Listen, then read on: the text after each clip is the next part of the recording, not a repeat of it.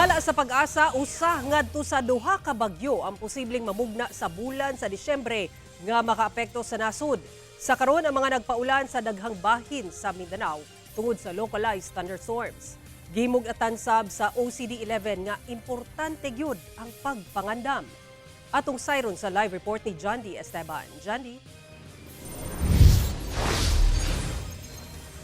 Sara ng pahimangno sab ang OCD-11 nga dapat nakaandam ang go bag o survival kit. Gumikan dako ang tabang niini panahon sa katalagman. Dili tiaw nga ning bulan lang sa Nobyembre duha ka bagyo na ang miigo sa nasod. Paggawas ni Bagyong Tino nga nagbilin og dakong danyo ug mikalas og daghang kinabuhi sa Cebu, bisan wa pa nakabangon sa epekto sa linog, gisundan dayon kini sa Super Typhoon Uwan nga mikuso-kuso sa Luzon ug pipila ka lugar sa Visayas.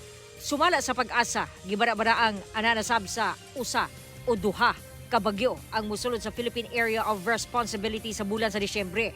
Dugang nini, dunay mamugna nga low pressure area sa eastern boundary sa Pilipinas sa musunod nga mga adlaw base sa tropical cyclone threat potential.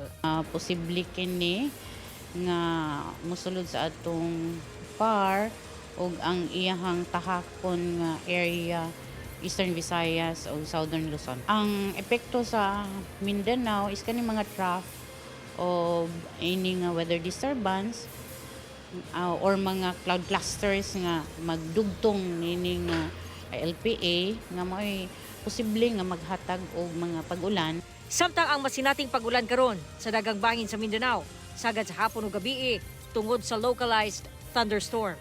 Gihimugatan sa Office of the Civil Defense Region 11 nga importante kaayo ang pagpangandam aron maminusan o malikayan ang grabing epekto sa katalagman. Wala ta kay balo kanus amo igo ang katalagman. Murang importante ang pagpangandam. Sama na lamang sa pag-andam o go bag o survival kit. Kinahanglan, I am ready. Dapat iandam ginaton siya. Kay kani mo gud siya isa sa mga madali na tong madala kung ugali na mando no gikan sa tong mga local authorities na mag-evacuate no sa mas luwas nga lugar. Sulod sa go bag o survival kit, ang mga butang nga makaluwas nimo sulod sa 72 hours o duha ngadto sa tulo ka adlaw samtang nagpaabot og tabang. Kinahanglan sab iandam ang mga ready to eat o non-perishable nga pagkaon sama sa dilata, mainom nga tubig, tambal, power bank, emergency blanket, hygiene items, multi-purpose tools ug uban pa.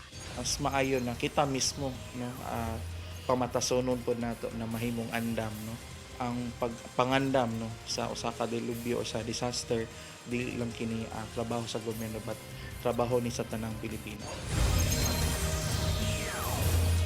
Sara, sumala sa pag-asa kining ilahang ginabantayan nga low pressure area musulod sa Philippine Area of Responsibility karong simanaha, pero ubos ang tsansa nga mamahimong bagyo, pero sumala sa pag-asa nga dili dapat magkumpiyansa o magpakampante ug kanunay nga mo-check sa ilahang advisory.